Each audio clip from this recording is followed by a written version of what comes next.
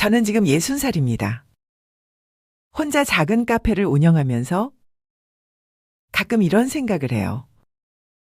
만약 그때로 돌아간다면? 하지만 돌아갈 수 없죠.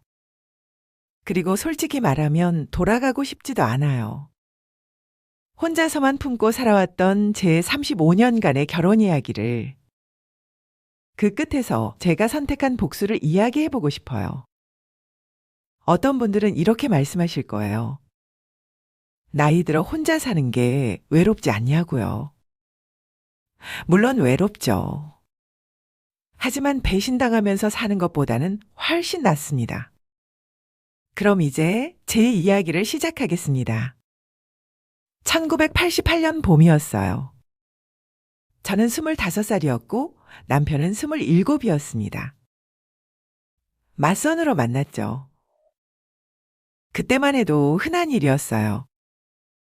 아버지 친구분이 중매를 섰고 우린 다방에서 처음 만났습니다. 안녕하세요. 김민수라고 합니다. 첫인상이 나쁘지 않았어요. 키도 크고 말도 또박또박 잘했죠. 무엇보다 눈빛이 진지했어요. 저는 지금 작은 무역회사에 다니고 있습니다. 월급은 많지 않지만 성실하게 일하면 미래가 있는 분야라고 생각합니다. 3번을 만났고 우린 결혼하기로 했어요. 사랑? 글쎄요. 그땐 사랑이 뭔지도 잘 몰랐어요. 그냥 괜찮은 사람 같았고 부모님이 좋아하셨으니까요. 결혼식은 작게 했습니다. 시댁도 넉넉하지 않았고 친정도 마찬가지였거든요. 신혼집은 노원구의 작은 전세방이었어요. 보증금 2천만 원, 그것도 양가에서 반반 보태준 거였죠. 신혼 첫날 밤 남편이 제 손을 잡으며 말했어요. 당신을 꼭 행복하게 해줄게요. 믿어줘요. 전 웃으며 대답했죠. 네, 믿어요. 사랑보다는 선봐서 한 결혼이었지만 몇 번의 만남 동안 보여준 모습을 보며 그 말을 믿었어요. 결혼 일주일 후 시댁에 첫 인사를 갔습니다. 시어머니는 작은 체구에 날카로운 눈매를 가진 분이었어요. 저를 위아래로 훑어보시더니 말씀하셨죠. 애야, 우리 집안 며느리는 원래 좀 고생을 해야 돼. 나도 그랬고, 내 시누이들도 다 그랬어. 네, 어머님. 우리 민수가 맏아들이잖아. 내가 이 집안 장손 며느리야. 책임감을 가져야 돼. 네, 명심하겠습니다. 시어머니가 제 손을 꼭 잡으셨어요. 그리고 말이야, 우리 아들 좀 잘 부탁한다. 내가 고생 좀 하더라도 남편 뒷바라지 잘해주면 나중엔 다 내 거야. 알겠지? 네, 어머님. 그날 저녁 집으로 돌아오는 길에 남편이 물었어요. 어머니가 뭐라고 하시던? 아무것도 아니에요. 잘해드리라고 하셨어요. 우리 어머니 좀 까다로우셔. 이해해줘. 괜찮아요. 괜찮지 않았어요. 하지만 뭐라고 말할 수가 없었죠. 결혼한 지 일주일밖에 안 됐는데 벌써 시댁 불평을 한다는 게 좋지 않아 보였거든요. 결혼 6개월 만에 임신을 했어요. 여보, 나 아기가 생긴 것 같아. 남편은 정말 기뻐했어요. 저를 안아주며 말했죠. 당신 정말 고생했어. 우리 아기 잘 낳아서 키우자. 고마워. 그런데 문제가 있었어요. 돈이 없었던 거예요. 남편 월급이 70만 원이었어요. 1989년이었으니까 그때로선 평균이었죠. 하지만 세금 내고 생활비 쓰고 나면 한 달에 10만 원도 남지 않았어요. 저는 임신 5개월까지 슈퍼에서 아르바이트를 했습니다. 손님, 봉투 드릴까요? 아니, 그냥 들고 갈게. 하루 4시간씩 일하고 20만 원을 받았어요. 그 돈으로 산부인과 검진을 받고 아기 옷을 사고 조금씩 모았죠. 시어머니가 전화하셨어요. 아가, 요즘 몸조리는 잘하고 있어? 네, 어머님. 근데 말이야, 민수 아버지가 허리가 안 좋으셔서 병원비가 좀 드는데, 우리 집안이 원래 장손이 다 챙기는 거잖아. 돈 좀 모아둔 거 있지? 얼마나 필요하신데요? 50만 원만 정도면 될 것 같아. 50만 원, 남편의 한 달 월급에 육박하는 돈이었어요. 어머님, 죄송하지만 저희도 모아놓은 게 아니, 너는 살림을 어떻게 살았길래 50만 원도 없어? 그래서 지금 병원비를 못 댄다는 게 말이 되니? 우리 민수한테 전화해서 확인해 볼까? 전 어쩔 수 없이 갖고 있던 돈을 다 털어서 남편한테 말하면 남편이 괴로워할 것 같았거든요. 그날 밤 남편이 퇴근해서 통장을 보고 물었어요. 여보, 돈이 왜 이렇게 줄었어? 산부인과 검진하고 옷 좀 샀어요. 거짓말이었어요. 첫 거짓말이었죠. 1990년 3월 아들을 낳았어요. 출산은 힘들었습니다. 진통이 18시간 걸렸고 결국 겸자분만을 해야 했어요. 아기는 3.8kg으로 컸고 저는 회음부가 찢어져서 20바늘을 꿰맸죠.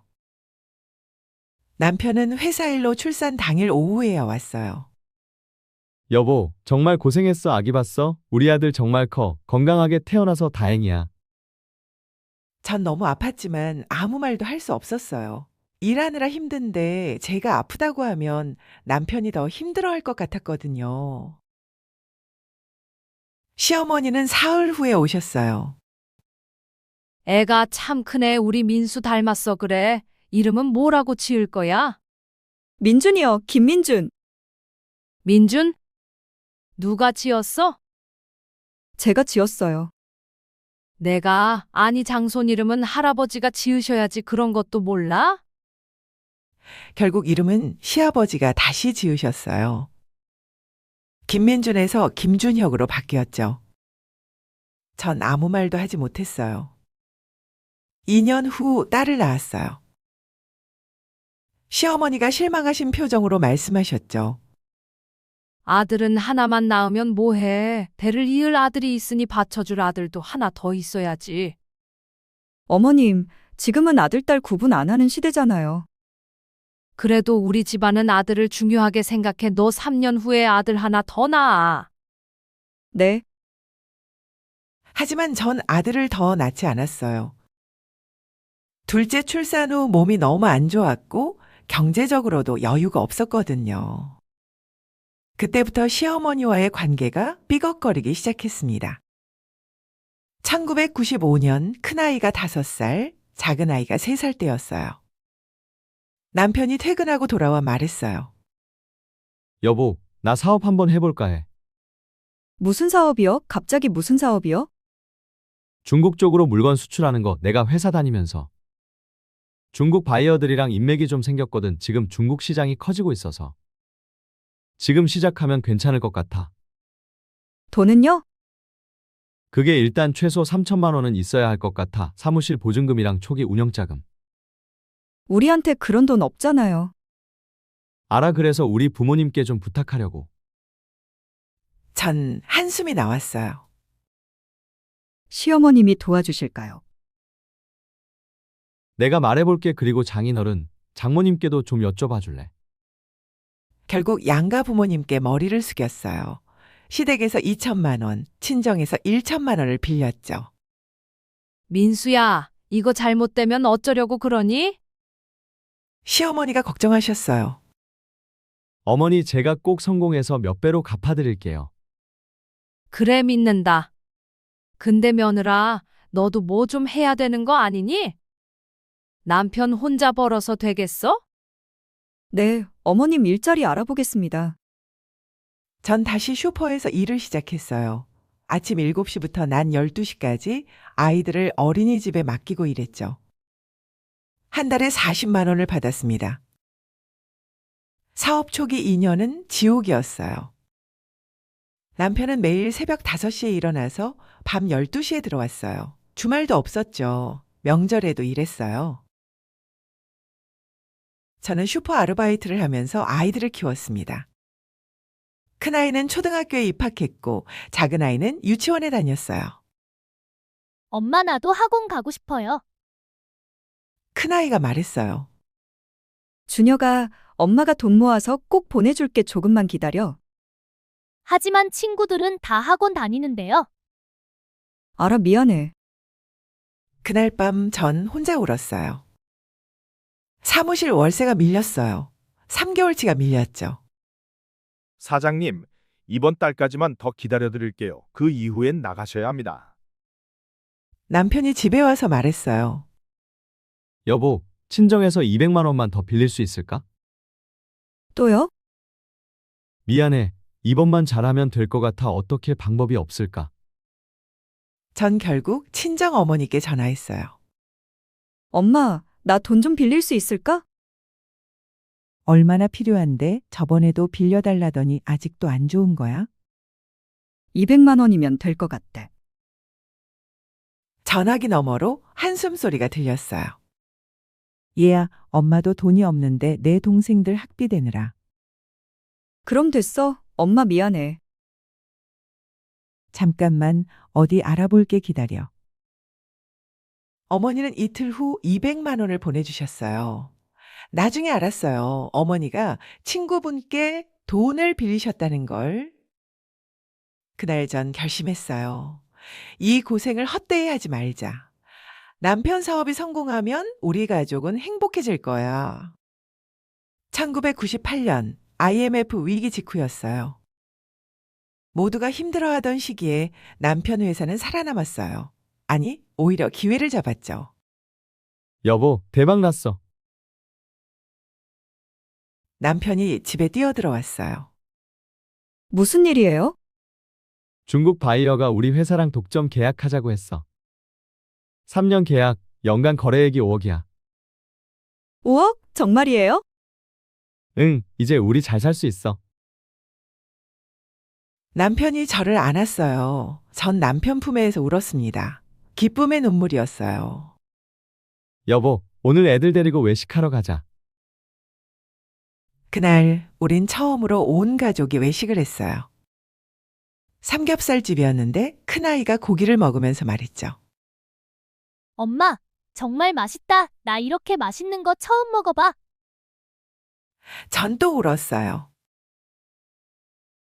그때부터 달라지기 시작했습니다. 직원이 5명으로 늘었고 사무실도 넓은 곳으로 옮겼어요. 월세는 200만 원이었지만 이제는 낼 수 있었습니다. 여보, 당신 이제 일 그만둬도 돼. 애들 학원도 제대로 보내자. 정말요? 응, 당신 고생 많이 했어. 이제 좀 쉬어. 전 슈퍼 일을 그만두었어요. 8년 만이었습니다. 그해 겨울, 우린 전세에서 작은 빌라로 이사했어요. 남편 명의로요. 여보, 집은 왜 당신 명의로 해요? 내가 사업하니까 내 명의로 해야 은행 거래할 때 좋아. 어차피 우리 거 아니야. 그렇긴 하죠. 그때 전 그냥 그런가 보다 생각하고 말았습니다. 작은 찝찝함은 있었지만 말하지 못했죠. 어차피 우리 거라는 말이 맞는 것 같았으니까요. 2000년대 들어서면서 남편은 점점 더 바빠졌어요. 여보, 요즘 중국 출장이 너무 잦은 거 아니에요? 한 달에 3번씩이나. 사업이 커지면서 관리할 게 많아져서 이해해줘. 그래도 당신이 누구 때문에 집에서 편하게 있는 건데 왜 그런 말을 해? 내가 누구 때문에 이렇게 고생하는데. 처음으로 남편이 소리를 질렀어요. 전 입을 다물었습니다. 2003년 둘째가 중학생이 될 무렵이었어요. 어느 날 친한 동생 순이가 전화를 했죠. 언니, 나야 순이 언니한테 꼭 해줘야 할 말이 있어. 뭔데? 직접 만나서 얘기할게. 카페에서 보자. 카페에서 만난 순이는 한참을 망설이다가 말했어요. 언니 형부 바람 피우는 거 아니야? 뭐?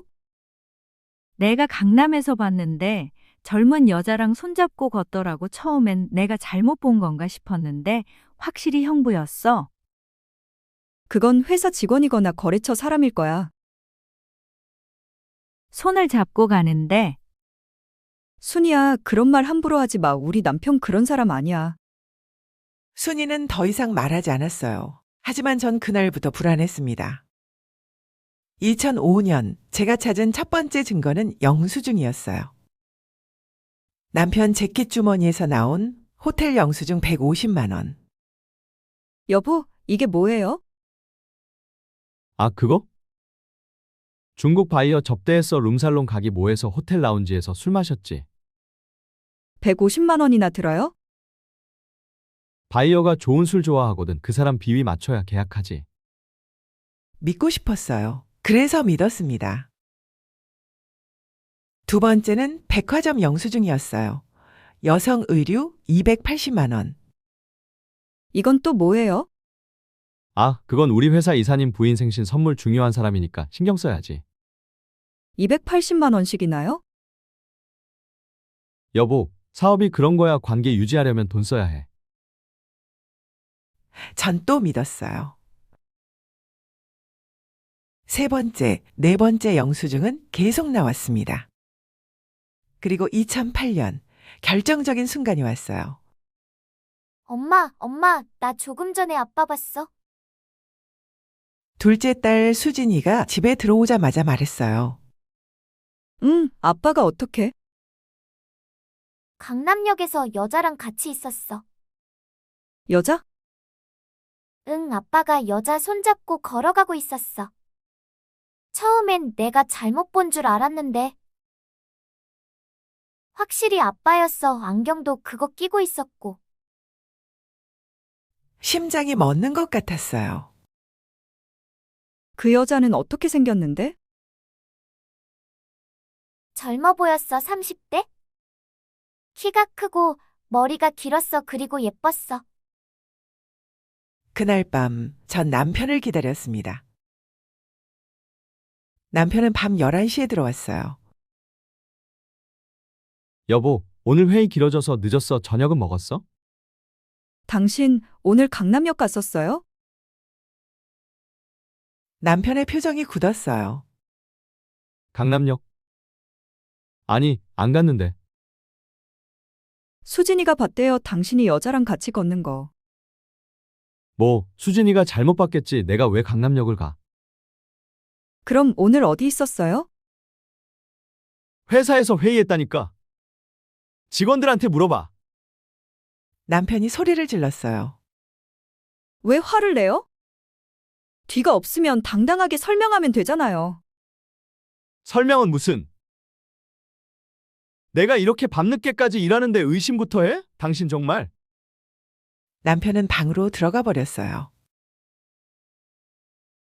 전 거실에 혼자 앉아 있었습니다. 울고 싶었지만 눈물이 나오지 않았어요. 다음 날, 전 혼자 결정했어요. 확인하자고. 컴퓨터를 켜서 남편 이메일에 접속했습니다. 비밀번호는 알고 있었어요. 우리 아들 생일이었거든요. 이메일을 하나씩 확인했어요. 업무 메일, 광고 메일, 그리고 자기야, 오늘 정말 좋았어. 다음에 또 만나자. 사랑해. 한 통의 메일이 있었어요. 발신자 ejkim@company.com. EJ 킴 누구지? 더 찾아봤습니다. 또 있었어요. 자기, 내일 중국 출장 같이 갈 수 있어? 같이 가면 좋을 텐데. 오빠, 오늘 오피스텔에서 볼까? 나 요리 연습했어. 사랑해, 오빠. 오빠가 없으면 난 못 살 것 같아. 전 토할 것 같았어요. 회사 홈페이지에 들어가서 직원 명단을 확인했습니다. 김은정, 32세, 기획팀. 사진이 있었어요. 예쁜 여자였어요. 젊고 날씬하고 웃는 얼굴이었죠. 전 그날 하루 종일 화장실에서 울었어요. 그날 밤 남편이 들어왔을 때 전 물었어요. 당신 김은정이가 누구예요? 남편의 얼굴이 창백해졌어요. 어떻게 알았어? 이메일 봤어요. 다 봤어요. 한참의 침묵이 흘렀습니다. 당신 바람 피우고 있어요? 남편은 한참을 저를 쳐다봤어요. 그리고는 웃었습니다. 그래, 그렇게 됐어. 뭐라고요? 10년 됐어. 아니, 거의 12년 됐나? 남편의 덤덤한 말에 머리가 하얘졌어요. 12년? 12년을 저한테 거짓말한 거예요? 거짓말은 아니었어. 당신이 물어본 적도 없잖아. 물어보면 대답해 줬을 거예요? 아니, 왜요? 제가 뭘 잘못했는데요? 제가 당신한테 부족한 게 뭐예요? 부족한 건 없어. 그럼 왜? 그냥 그렇게 됐어. 은정이는 젊고 예쁘고 나를 이해해줘. 당신은 그냥 집에서 애들 키우고 밥하고 나한테 간섭하고. 그 말에 전 무너졌어요. 35년 전 35년을 당신 뒷바라지하면서 살았어요. 시댁 챙기고 애들 키우고 당신이 사업 시작할 때 친정에 손 벌리고 밤새 울면서 살았어요. 그게 제 잘못이에요. 잘못은 아니지. 그냥 우리 인연이 거기까지였나 봐. 인연이 거기까지? 이혼하자. 전 귀를 의심했어요. 뭐라고요? 이혼하자고. 어차피 당신도 알게 됐으니까 깨끗하게 정리하자. 당신이 바람 폈는데 당신이 이혼하자고요? 그래, 위자료는 줄게. 적당히. 적당히는 얼마예요? 3억 정도? 전 웃음이 나왔어요. 3억 35년을 3억에 파는 거예요? 많잖아. 당신 나이에 3억이면 혼자 살기 충분해. 집은요? 4명이잖아. 당신이 나가. 차는요? 그것도 4명에 다 내 거야. 회사는 제 명의잖아요. 그때 남편이 비웃었어요. 명의가 뭐가 중요해? 돈은 다 내가 관리하는데 당신은 그냥 도장 찍는 기계였어. 법인 대표.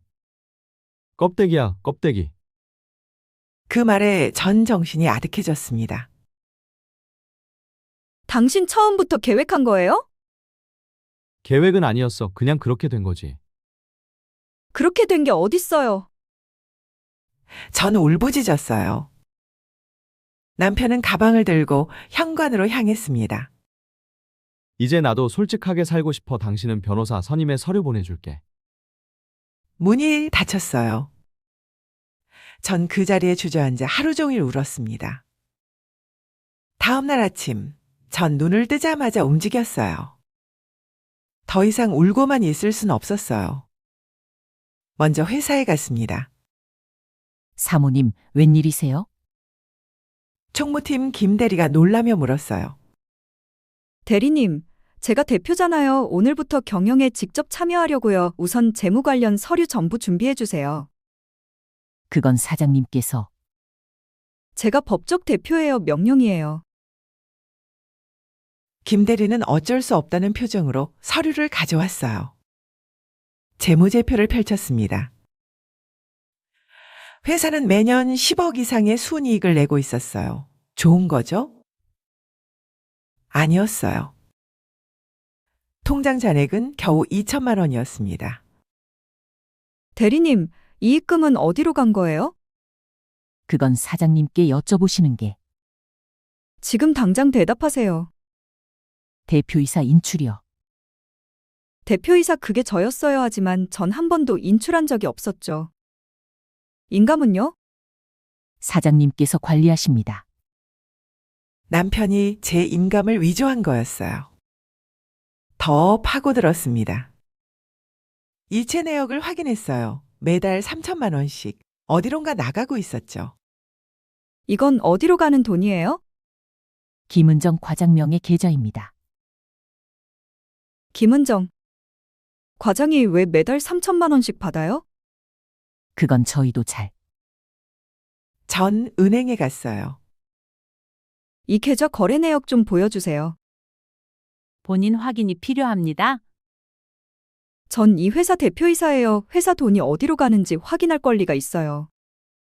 은행원은 잠시 전화 통화를 하더니 서류를 내밀었어요. 거래 내역을 보는 순간 전 숨이 막혔습니다. 2000년부터 2012년까지 12년간 총 15억 원이 김은정 계좌로 들어갔어요. 전 그 자리에서 쓰러질 뻔했어요. 집에 돌아와서 전 탐정사무소에 전화했어요. 남편 뒷조사 좀 부탁드리고 싶은데요. 바람 피우는 증거요. 그리고 재산이 어디에 있는지 다 알아봐 주세요. 일주일 후 탐정이 직접 찾아왔어요. 두꺼운 파일을 내밀었습니다. 의뢰인 남편분과 김은정 씨는 2000년부터 관계를 시작했습니다. 사진들이 있었어요. 남편과 그 여자가 손을 잡고 걷는 모습, 키스하는 모습, 오피스텔에 함께 들어가는 모습. 이 오피스텔은 회사 명의로 구입했지만 실제로는 남편분과 김 씨가 동거하는 곳입니다. 동거요? 네, 거의 매일 밤을 함께 보냅니다. 전 손이 떨렸어요. 그리고 이게 더 중요한데요. 탐정이 다른 서류를 꺼냈어요. 남편분 명의로 된 부동산이 3개 더 있습니다. 서울 오피스텔 2개, 분당 아파트 1개, 총시가 약 18억 원입니다. 18억. 그리고 차명 계좌가 5개 있습니다. 추정 금액 약 7억. 차명 계좌요? 남편분 친구, 친척 이름으로 만든 계좌입니다. 사실상 남편분 돈이죠. 총 얼마예요? 확인된 것만 약 40억 원입니다. 더 있을 가능성도 높고요. 40억. 전 35년을 함께 살면서 3억짜리 빌라 한 채. 그것도 남편 명의로 된 것밖에 모르고 살았어요. 남편은 40억을 숨겨놓고 있었던 거예요. 다음 날, 전 변호사 사무실을 찾아갔습니다. 이혼 소송 상담 받고 싶은데요. 전 모든 걸 설명했어요. 35년의 결혼 생활, 바람, 횡령, 숨겨둔 재산. 변호사는 심각한 표정으로 말했어요. 위자료는 충분히 받을 수 있습니다. 증거가 명확하니까요. 5억 정도는 가능할 것 같고요. 5억 그리고 재산 분할은요? 그게 문제입니다. 회사가 사모님 명의잖아요. 법적으로는 사모님이 대표이사니까. 회사의 모든 책임이 사모님께 있는 겁니다. 만약 횡령이 드러나면 대표이사이신 사모님이 처벌받을 수도 있어요. 물론 실제로는 남편분이 한 거라는 걸 증명하면 되지만 법적으로 복잡할 수 있습니다. 전 머리를 감싸쥐었어요. 그리고 남편분이 숨겨둔 재산들, 이걸 입증하기가 쉽지 않습니다. 차명 계좌는 특히 더요. 그럼 저는 어떻게 해야 하죠? 일단 이혼은 할 수 있어요. 위자료도 받을 수 있고요. 하지만 재산 분할은 남편분이 워낙 치밀하게 준비해둬서. 전 그제야 깨달았어요. 남편은 오래전부터 준비해왔다는 걸. 제 명의로 회사를 만들어서 모든 책임은 저한테 지게 하고 자산은 자기 명의나 차명으로 빼돌려서 이혼할 때 재산 분할을 피하려고. 선생님, 그럼 전 어떻게 해야 해요? 변호사는 잠시 생각하더니 말했어요. 싸워야죠, 제대로. 그날 밤 전 잠을 못 잤습니다. 분하고 억울하고 미치겠더라고요. 침대에 누워서 천장을 바라보는데 머릿속으로 지난 35년이 주마등처럼 지나갔어요. 첫 만남, 결혼식, 가난했던 신혼 시절, 아이들 낳고 밤새 울면서 일하고, 시댁 눈치 보고. 그런데 남편은요? 12년 동안 다른 여자와 살았어요. 15억을 빼돌렸고요. 40억을 숨겨놨죠. 전 뭐예요? 바보예요? 호구예요? 눈물이 났어요. 하지만 이번엔 달랐습니다. 분노였어요. 안 돼. 이대로 무너질 순 없어. 나도 한번 싸워보자. 전 벌떡 일어났습니다. 다음날 아침 7시 전 회사에 갔어요. 아직 아무도 출근하지 않은 시간이었죠. 총무실 문을 열고 들어가서 서류를 뒤지기 시작했어요. 법인 등기부등본, 인감증명서, 통장사본, 계약서. 모두 복사했습니다. 8시가 되자 직원들이 하나둘 출근했어요. 사모님, 이른 시간에 무슨 일이세요? 오늘부터 제가 직접 경영합니다. 9시에 전 직원 회의실로 모이세요. 9시 정각, 회의실에 직원 20명이 모였어요. 전 단상에 올라가서 말했습니다. 저는 이 회사의 법적 대표이사 김민수 사장의 부인이자 실질 대표인 이지연입니다. 오늘부터 회사 경영에 직접 참여하겠습니다. 직원들이 옹성거렸어요. 첫 번째 지시사항입니다. 모든 계좌의 권한을 저에게 이전하세요. 두 번째. 대외 계약건은 모두 제 승인을 받아야 합니다. 세 번째, 김은정 과장은 오늘부터 업무 정지입니다. 사모님, 그건 이해 있으신 분? 아무도 말하지 못했어요. 바로 그때 남편이 회사로 뛰어들어왔어요. 여보, 아니, 이지연, 지금 뭐 하는 거야? 경영이요. 제가 대표니까요. 미쳤어? 당장 나가? 싫어요. 나가실 분은 당신이에요. 전 직원들을 향해 말했어요. 여러분, 김민수 사장은 오늘부로 이 회사의 모든 권한을 상실했습니다. 앞으로 그의 지시는 무효입니다. 남편이 제 팔을 잡았어요. 이지연, 정신 차려? 전 남편의 손을 뿌리쳤습니다. 손 떼요. 제가 정신 차렸어요. 35년 만에요. 그날 오후 전 은행에 갔어요. 대표이사 인감을 새로 등록하고 싶습니다. 새로 등록하시면 기존 인감은 무효가 됩니다만 그게 목적이에요. 남편이 제 인감을 위조해서 사용하고 있거든요. 새 인감을 등록했어요. 제가 혼자 만든 인감으로요. 그리고 모든 계좌에서 자동이체를 중지시켰습니다. 김은정 씨로의 월 3천만 원 자동이체 중지해 주세요. 확인됐습니다. 남편한테 전화가 왔어요. 이지연, 당신 지금 뭐 하는 거야? 계좌가 왜 막혀? 당신이 제 인감 위조해서 쓴 거 고소할 수도 있어요. 은행에서 확인했어요. 제가 직접 서명한 적 없는 서류가 수두룩하더라고요. 그건 당신이 승인한 거잖아. 증거 있어요? 전 한 번도 직접 서명한 적 없어요. 전화가 끊어졌어요. 저녁, 전 다시 변호사 사무실을 찾아갔어요. 선생님, 고소하고 싶어요. 남편을 횡령죄로. 회사 돈 15억을 애인 계좌로 빼돌렸어요. 12년 동안요. 변호사의 표정이 진지해졌어요. 증거가 있나요? 은행 거래 내역 다 있어요. 그리고 탐정 보고서도요. 전 모든 자료를 내밀었어요. 변호사는 한참 동안 서류를 검토하더니 말했어요. 이거 완전히 특정경제범죄가중처벌법 위반입니다. 형량이 어떻게 되나요? 15억이면 최소 5년, 길면 10년까지도 가능합니다. 게다가 대표이사의 허락 없이 회사 자금을 유용했으니 명백한 배임 횡령이에요. 전 심호흡을 했어요. 고소하겠습니다. 생각 잘하신 겁니다. 이혼 소송과 형사 고소를 동시에 진행하면 협상에서 유리한 위치를 점할 수 있어요. 협상이요? 남편분이 형사 처벌을 피하고 싶으면 이혼 조건을 들어줄 수밖에 없을 겁니다. 2주 후, 전 검찰청에 고소장을 제출했어요. 피고소인 김민수는 2000년부터 2012년까지 12년간 원고가 대표로 있는 회사의 자금 총 15억 원을 애인 김은정의 계좌로 불법 이체했습니다. 검찰에서 연락이 왔어요. 진술 한번 받아야 할 것 같은데 언제 오실 수 있나요? 언제든지요.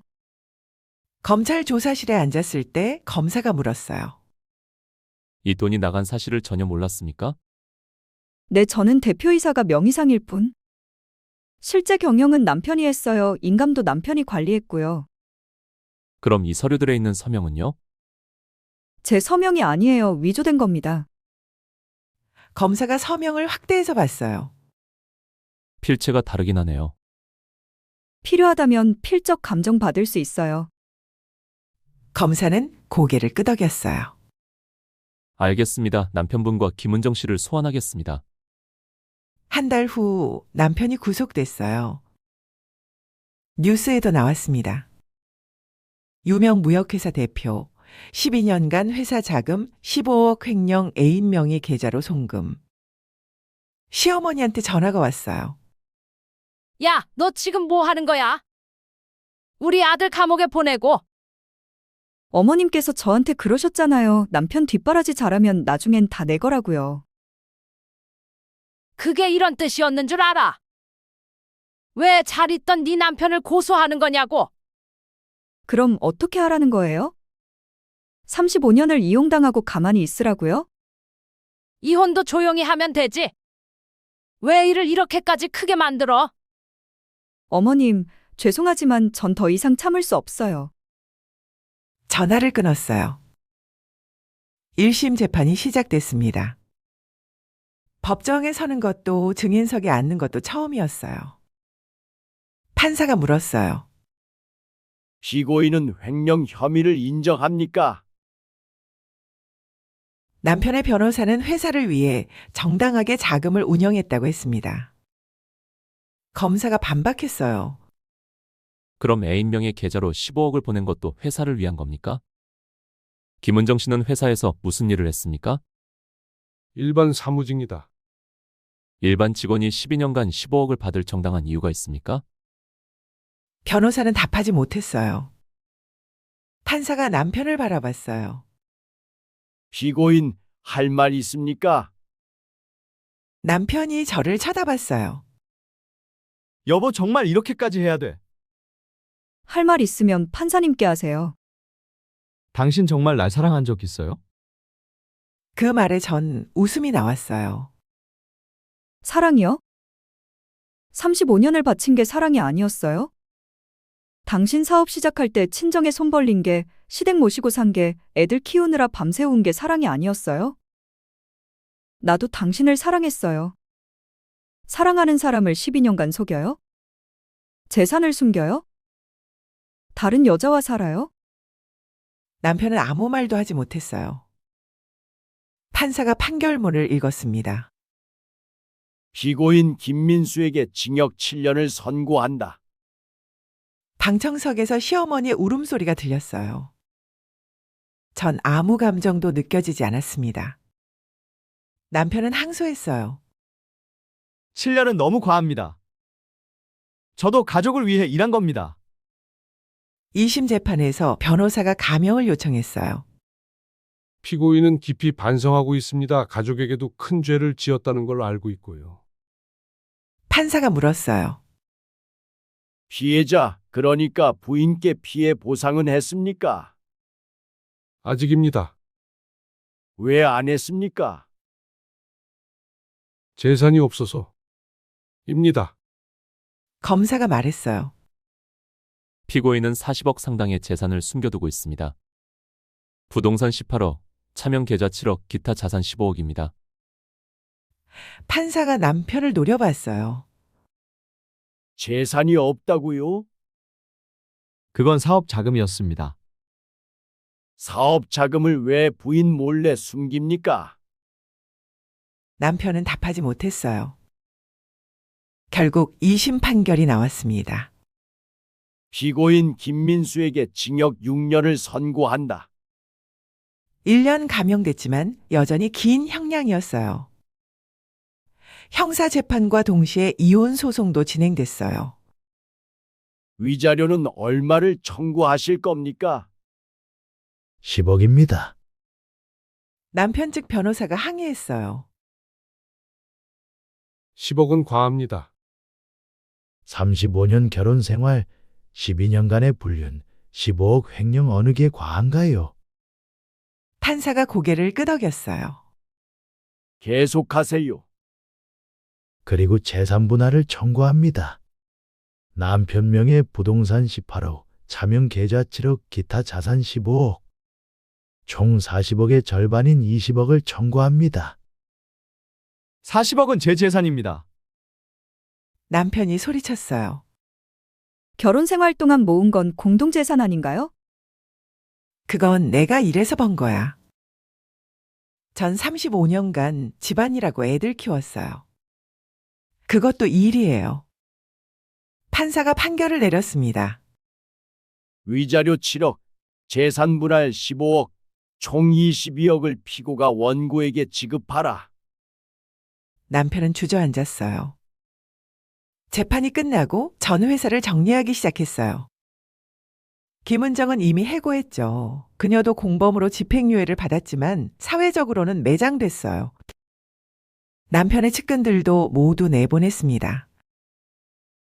그리고 회사를 매각했어요. 15억이에요. 대표님, 지금 팔기엔 아까운데요. 조금만 더 키우면. 괜찮아요. 전 이제 이 회사와 관련된 모든 것을 끝내고 싶어요. 매각 대금 15억, 남편한테서 받을 22억, 제 명의로 된 빌라 3억. 총 40억이 제 손에 들어왔어요. 시어머니가 마지막으로 찾아왔어요. 며느라가 우리 아들 제발 용서해주면 안 되겠니? 어머님, 이미 끝난 일이에요. 이혼은 하더라도 고소는 취하해줄 수 없니? 우리 아들이 감옥에서 나와야 어떻게든 하지. 안 됩니다. 제발 우리 아들이 잘못했어 하지만 가족이잖아. 어머님, 전 시어머니를 똑바로 바라봤어요. 35년 전에 어머님이 제 손을 잡으시며 말씀하셨잖아요. 남편 뒷바라지 잘하면 나중엔 다 내 거라고요. 지금 저는 어머님의 말씀을 실천하고 있는 거예요. 35년 뒷바라지한 대가를 받는 거죠.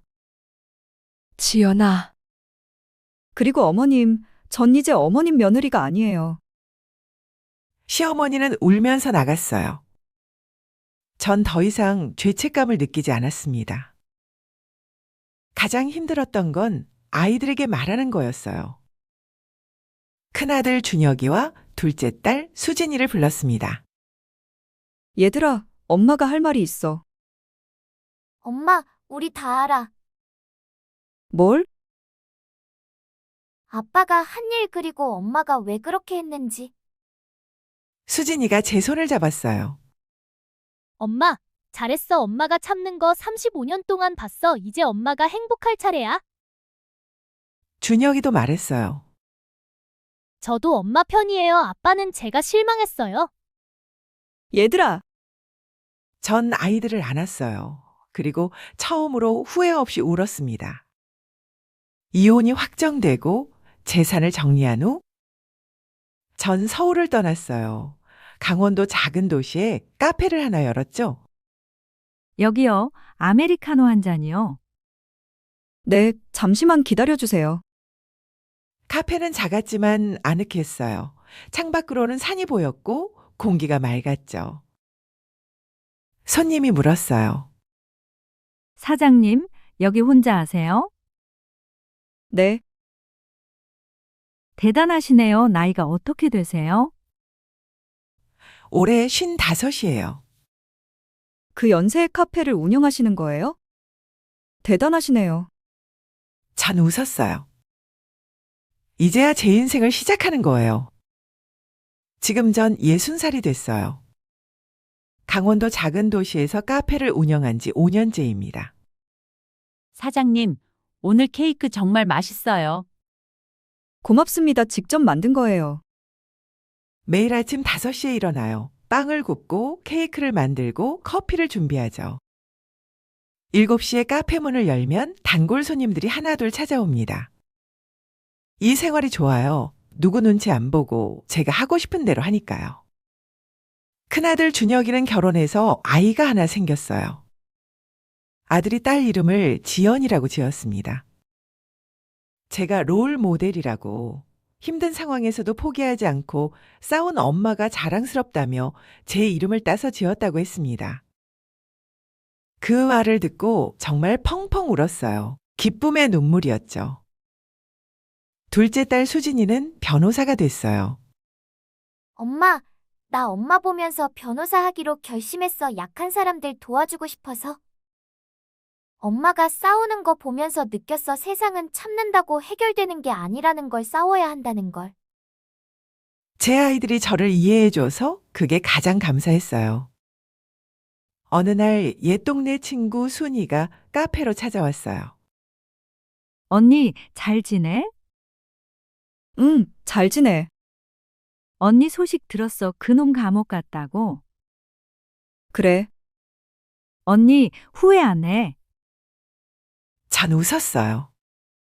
후회 하나도 안 해. 근데 나이 들어서 혼자 사는 거 외롭지 않아? 외로워, 솔직히. 근데 순이야, 배신당하면서 사는 것보다는 훨씬 낫더라. 순이는 제 손을 꼭 잡았어요. 언니 멋있어. 나는 그렇게 못했을 것 같아. 순이야, 언니도 처음엔 못했어. 35년이나 참았잖아. 근데 어느 순간 깨달았어. 내 인생은 내가 사는 거라는 걸. 얼마 전 남편한테서 편지가 왔어요. 구구절절한 편지였어요. 대충 읽다가 태워버렸어요. 이제 제 인생에 그 이름은 없으니까요. 저는 그놈을 용서 안 할 거예요. 근데 미워하지도 않아요.